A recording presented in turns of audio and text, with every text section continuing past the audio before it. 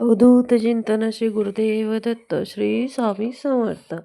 तुम्हाला जेव्हा पण कधी टेन्शन येईल किंवा काही उदासी वाटेल तेव्हा फक्त स्वामींच्या फोटो पुढे उभा राहा आणि स्वामींची प्रतिमा डोळ्यासमोर आणा आणि डोळे बंद करा.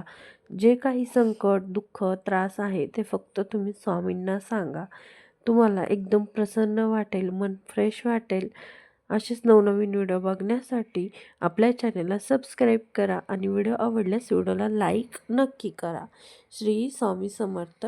जय जय स्वामी समर्थ. आणि आपलं दुःख फक्त आणि फक्त स्वामी आईंनाच सांगा. दुसरं कुणालाच सांगत बसू नका, कारण लोक आपल्या दुःखाचं फक्त भांडवल करतात आणि हसू करतात.